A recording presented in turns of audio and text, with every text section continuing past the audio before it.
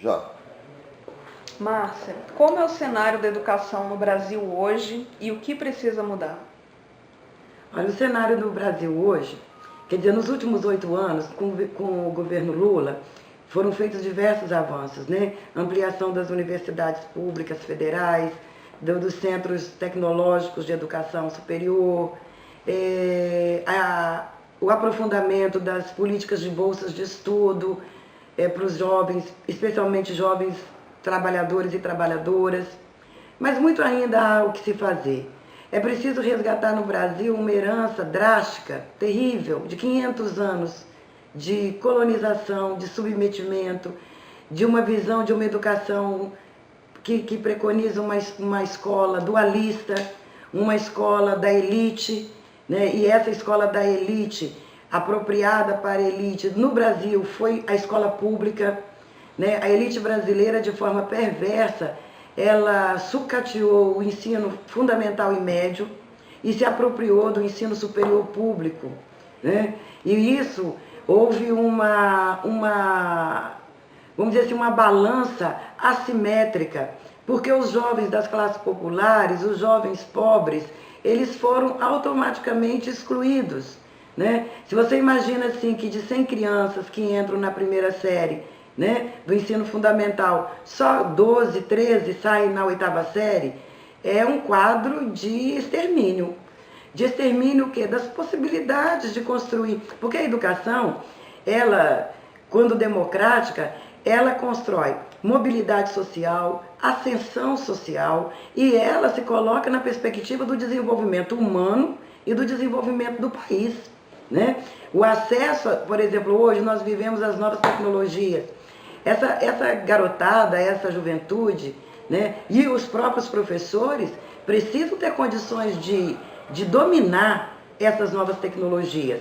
Nós vamos viver uma outra exclusão também perversa, que é a exclusão do saber para o trabalho, né? Hoje, nós estamos vivendo na sociedade do conhecimento, na revolução do conhecimento, quer dizer, a terceira revolução, ela tem uma palavra de ordem, que é inclusão. Então, hoje o Brasil precisa aprofundar a qualidade da educação. Universalizar, que significa democratizar, mas criar as condições para a criança e para o jovem ficar dentro da escola. E ficar dentro da escola significa ter um currículo de qualidade. Um currículo de qualidade hoje significa um currículo na perspectiva da superação dos preconceitos, né? De contemplar a diversidade no Brasil, que é um país extremamente diverso, do ponto de vista que ele é étnico, racial, que ele tem uma conformação religiosa muito rica e muito plural. As diversas culturas que nós recebemos nesse processo de formação da nação brasileira precisam ser respeitadas, de não ser uma educação homofóbica, de não ser uma educação porque é machista e patriarcal. Eu, como professora do curso de pedagogia, tenho dito para as minhas alunas o seguinte: eu chego numa sala de aula e pergunto para as crianças assim: meninos, o que seu pai faz? Ah, professora, papai trabalha. E a mamãe? Mamãe não faz nada. Essa visão de que esse trabalho que a mulher realiza, invisível, ele não é reconhecido dentro da sociedade. Então, a educação, porque a educação, ela é o maior aparelho ideológico do Estado. Nós passamos dentro da escola aí 12, 14 anos de nossas vidas, quase que de forma ininterrupta. Então, essa educação precisa se colocar na perspectiva de superar os grandes preconceitos vigentes na sociedade.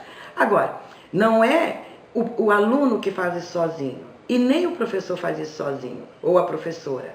Ninguém é capaz, porque a educação depende de um conjunto de coisas. Um projeto político-pedagógico real, sério, ele precisa verificar quais são as condições socioeconômicas e psíquicas dessa criança que está dentro da escola. Quais são as condições socioeconômicas, psíquicas do professor que está na frente. Dessa relação família, escola, comunidade que precisa ser construída. Então, nesse sentido, pensar a educação é muito complexo. É um desafio muito grande para o Brasil. E o Brasil, que tem o 12º PIB do mundo, não pode continuar ocupando o 71º lugar do Índice de Desenvolvimento Humano.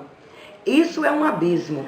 Essa distância, quer dizer, 12% do PIB mundial, que PIB é o quê? Produto Interno Bruto, é toda a riqueza produzida no mundo, o Brasil participa hoje de 12% do PIB. Mas em termos de vida, de qualidade para as pessoas, nós estamos num lugar muito, muito distante daquilo que a gente imagina para uma sociedade justa, um desenvolvimento socialmente justo, da democratização. A educação, então, é estratégica. Aqui no Espírito Santo, por exemplo, nós estamos vivendo estamos vendo a chegada de grandes projetos. Esses projetos têm impactos sociais e impactos econômicos, impactos ambientais. E só a educação, e do ponto de vista de entender que educação é muito mais amplo do que só ensinar, porque educação está na dimensão humana, na relação humana, na realização do ser humano como tal. E essa educação ela tem que ser integral. Ela tem que prever no seu corpo, na sua planificação, ela tem que prever a condição da criança aprender a ler, a escrever, a pensar, a saber criar. E isso exige uma formação do professor, uma formação continuada. Mas não é fazendo cursinhos aqui e ali, como a gente chama às vezes de cursinhos rápidos. Não, é fazer formação integral. Um outro aspecto fundamental da educação é a melhoria das condições de vida e trabalho do professor, né? Nós precisamos da implantação efetiva do piso nacional no país.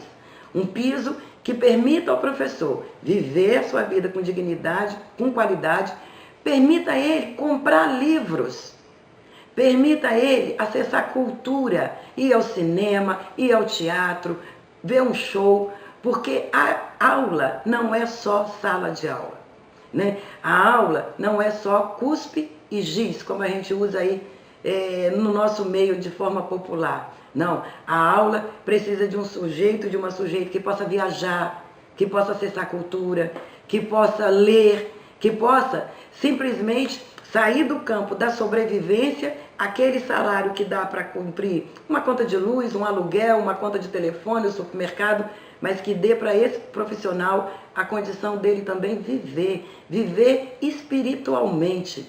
Nós, professores, nós precisamos desse alimento, né? Da poesia, do encantamento, porque se nós cairmos no desencanto, né, nós vamos adoecer.